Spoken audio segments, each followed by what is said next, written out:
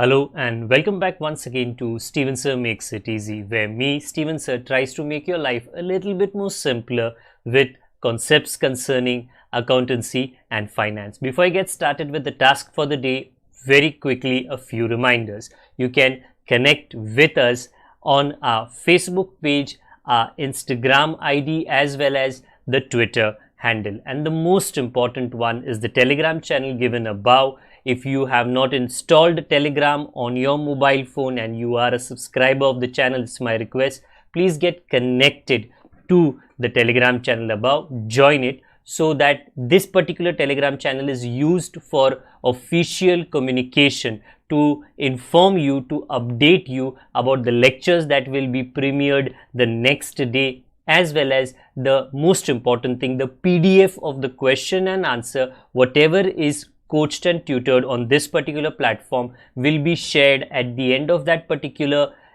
chapter, so that you can download it and use it for your future reference basis.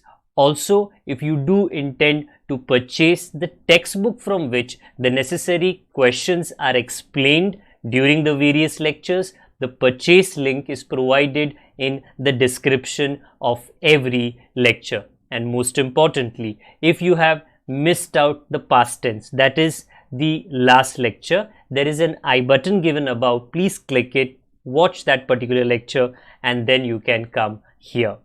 Very importantly, at the end is, if you have not subscribed to our YouTube channel, please do make that a task for the day and subscribe to our channel, and together with that also press the bell icon so that Mr. YouTube notifies you about lectures which are uploaded on this particular platform.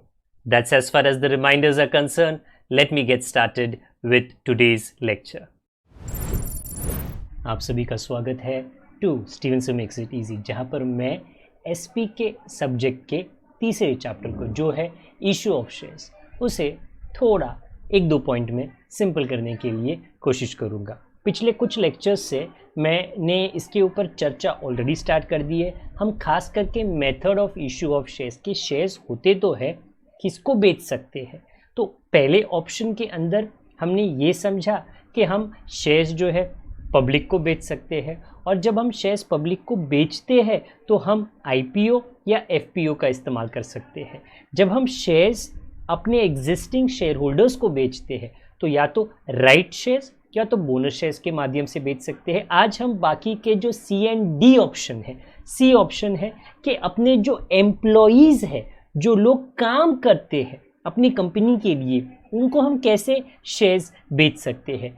चार option है, ESOS, ESPS, SARS, SARS sounds a little डरावना क्योंकि there is a kind of a virus by the name of SARS, but चलो यहाँ पे उसका मतलब वो नहीं है। एंड स्वेट इक्विटी, इसके द्वारा आप शेयर्स अपने एग्जिस्टिंग एम्प्लॉयज़ को बेच सकते हो।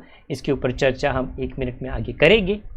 एंड लास्टली, प्राइवेट प्लेसमेंट क्या होता है। Okay, C and D option आज ही हम इस्तेमाल करेंगे, आज ही हम समाप्त करेंगे। पहला ऑप्शन कि मैं मेरे एम्प्लॉयज़ को कैसे शेयर्स बेच सकता हूँ। आप में से कुछ लोग ऐसा सोचते रहेंगे, कुछ स्टूडेंट्स, एम्प्लॉयज़ को क्यों बेचना है। वेल, देखिए, एम्प्लॉयज़ एक ज़माना था, मेरे एक मित्र के साथ में बात हो रही थी करीबन 1 या 2 महीने पहले। उन्होंने मुझे ये समझाया कि करीबन 15 या 20 साल पहले जब एम्प्लॉयज़, कामगार काम करने के लिए आते थे और अपने डिपार्टमेंट के अंदर जाते थे, बराबर, वहाँ पर अगर गंदगी होती थी ना, वो झाड़ू लेकर वहाँ पर खुद झाड़ू करते थे, क्योंकि उनको कंपनी के साथ लगाव था, अटैचमेंट था। आजकल के एम्प्लॉयज़ ऐसा नहीं करते। 9 o'clock को आते हैं, अपना काम करते हैं, 5 बजे को निकल जाते हैं। गंदगी ये वो नहीं देखते, उनका कंपनी के साथ में कोई कनेक्शन नहीं है, बस पैसे का कनेक्शन है। अगर आपको एम्प्लॉयज़ का कनेक्शन कंपनी के साथ में करवाना है, तो अगर आप उनको एम्प्लॉय के जगह पे मालिक का दर्जा देते हो, तो ऑटोमेटिकली वो फिर पराई कंपनी नहीं सोचेंगे, वो बोलेगी ये तो मेरी कंपनी है, मुझे और मेहनत से काम करना पड़ेगा। कैसा कर सकते हो, आप एम्प्लॉईज को ही शेयर्स बेच सकते हो। 4 ऑप्शंस रहते हैं। पहला, एम्प्लॉइज स्टॉक ऑप्शन स्कीम। ऐसे में आप किन को, परमानेंट एम्प्लॉय जो टेम्पररी है वो नहीं, जो परमानेंटली काफ़ी सालों से काम कर रहे हैं, या जो डायरेक्टर्स होते हैं, या जो बड़े अफसर होते हैं कंपनी के, होल्डिंग कंपनी के हो सकते हैं या सब्सिडरी कंपनी के हो सकते हैं, आर ऑफर्ड द बेनिफिट और the right to purchase the equity shares of the company at a future date at a predetermined price. Employees को कहा जाता है आपको हम कुछ समय देते हैं, ये प्राइस पे ही आप हमारी कंपनी के शेयर्स खरीद सकते हो, भले ही मार्केट में प्राइस ऊपर चला जाए, आप चिंता ना करें, आपको हम ESOS के तहत शेयर्स देने वाले हैं, आपको थोड़ा हम समय देते हैं।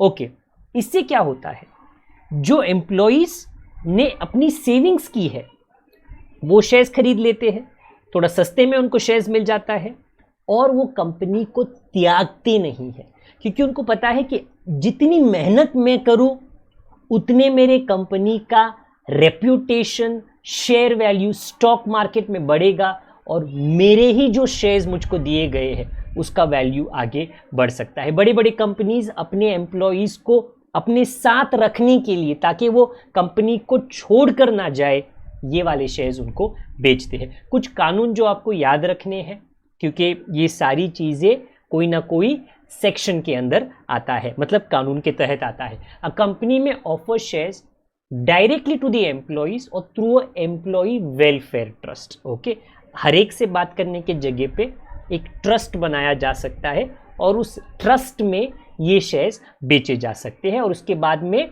एम्प्लॉइज को वक्त मिलता है। अगर आप यहाँ पे पढ़ो, minimum vesting period of 1 year, 1 साल की मोहलत मिलती है एम्प्लॉइज को सोचने के लिए, खरीदूं ना खरीदूं, खरीदूं ना खरीदूं। एक बार उन्होंने वो शेयर्स खरीद लिए, फिर एक लॉक इन पीरियड होता है 1 साल का। ऐसा नहीं कि उन्होंने शेयर्स ले लिए और फिर 2 दिन में बेच दिए, नहीं, ये अगर बेचा जाएगा थोड़े सस्ते वाले शेयर्स, कंपनी को शेयर मार्केट में धक्का पहुंचता है। तो सारी चीज़ें 360 डिग्री से इसके बारे में, इस इशू के बारे में सोचा गया है कि 1 साल का टाइम वेस्टिंग पीरियड करके होता है, एम्प्लॉइज को आप दे सकते हो, और अगर वो खरीदते हैं तो 1 साल तक वो लॉक इन पीरियड में रहता है शेयर्स, उसको बेचा नहीं जा सकता है। Shares issued under the scheme does not enjoy any dividend or voting rights till the employees buys the shares. वो जो एम्प्लॉइज वेलफेयर फंड होता है ना, उसके अंदर शेयर्स तो डाल दिए, बट जब तक एम्प्लॉई उसे खरीदता नहीं है तब तक उसे कोई डिविडेंड या वोटिंग राइट नहीं मिलने वाला है।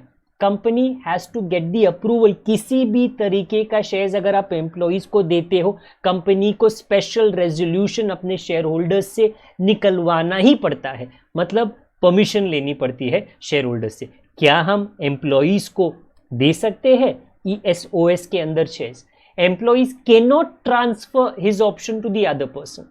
आपको खरीदना है आप खरीदो, नहीं चाहिए तो रहने दो, आप अपने रिश्तेदार को नहीं दे सकते। बाकी जो भी एक कमिटी होती है, कॉम्पेंसेशन कमिटी, जो ये पूरे तामझाम को ESOS का देखती है, और बाकी के जो कायदे हैं, जो share based employee benefits regulations 2014, मतलब ये जो कानून है, इसके अंदर जो भी पॉइंट्स दिए गए हैं वो सारे कानून का पालन किया जाना चाहिए। ये पहला ऑप्शन है एम्प्लॉइज को शेयर्स बेचा जाने का। दूसरा ऑप्शन है employee stock purchase scheme.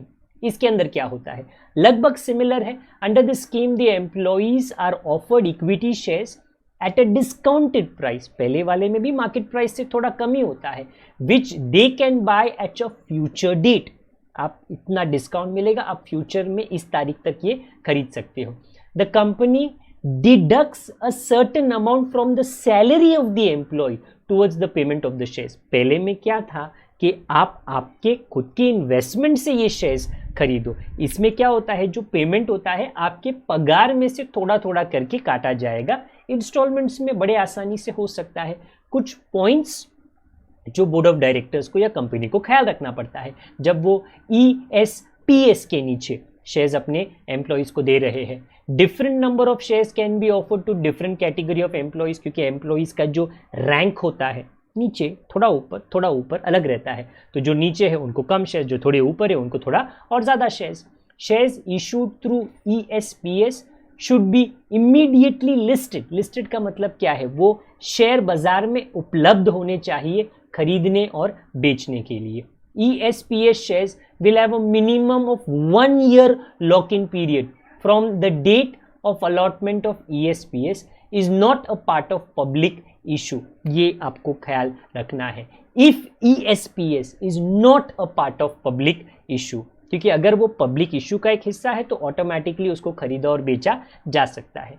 Company को शेयर्स बेस्ड एम्प्लॉय स्कीम के सारे कायदे कानून को फुलफिल करना है और एक स्पेशल रेजोल्यूशन की ज़रूरत ज़रूर पड़ती है। तीसरा ऑप्शन थोड़ा डरावना साउंड करने वाला, साज, स्टॉक अप्रिसिएशन राइट स्कीम। इसमें क्या होता है, जो एम्प्लॉई है उसको अपनी जेब से एक भी पैसा देने की ज़रूरत नहीं है, कुछ तो प्रॉमिस किया जाता है। अगर आप ये पढ़ो, थोड़ा टेक्निकल है। Under the scheme the employees are given a right to receive appreciation in the value of specified number of shares of the company at a future date।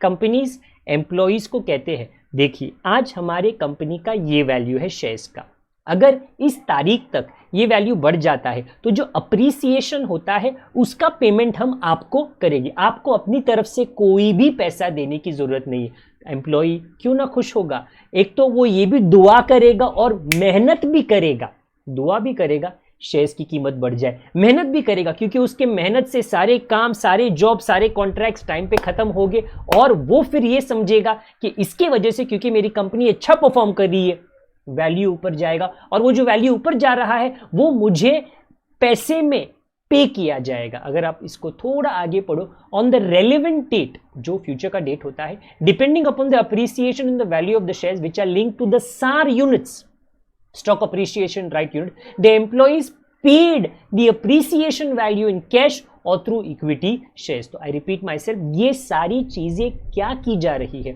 एक एम्प्लॉइज को कंपनी के साथ में अटैच करने की कोशिश की जा रही है कि एम्प्लॉइज जब आप मेहनत करते हो, कंपनी का नाम और वैल्यू ऊपर जाता है और फायदा बदली में आप ही को होता है। चौथा option, sweat equity shares. Sweat मतलब पसीना, तो भाई जो मेहनती कौन है, एम्प्लॉइज है, उनकी मेहनत को रिकॉग्नाइज करने के लिए इस तरीके के शेयर्स उनको दिए जाते हैं। किसी भी तरीके का ऑफर आप एम्प्लॉइज को करो, स्पेशल रेजोल्यूशन की जरूरत पड़ती ही पड़ती है। These are shares issued by the company to its directors or to the employees at a discount of a consideration other than cash. Okay, कभी कभी कैश नहीं मांगा जाता, दूसरी कोई मेहनत शेयर्स एम्प्लॉइज से करवाई जाती है। एम्प्लॉइज को कहा जाता है ये प्रोजेक्ट है, इसको आप पूरा करो, ये टारगेट है, इसको आप पूरा करो, अगर आप पूरा करोगे तो आपको ये शेयर्स इतने सस्ते में या आपको फ्री के दिए जा सकते हैं। It is issued in recognition of their valuable contribution to the company which has resulted in increased profit। आपकी मेहनत की वजह से आपने प्रोजेक्ट टाइम पे कंप्लीट किया, आपने ये वाला जॉब ऑर्डर टाइम पे कंप्लीट किया, जिसकी वजह से कंपनी को बहुत अच्छा मुनाफा हुआ है। हम आपके उस मेहनत के पसीने को रिकॉग्नाइज करना चाहते हैं, जिसके लिए हम ये शेयर्स आपको देते हैं। इसके लिए भी स्पेशल रेजोल्यूशन और शेयर होल्डर्स की परमिशन की जरूरत पड़ती है। यहाँ पे एक वर्ड है sweat equity shares rank pari passu. मेरा प्रोनाउंसिएशन गलत हो सकता है, बट पेरी पासु का मतलब क्या होता है, इक्वल।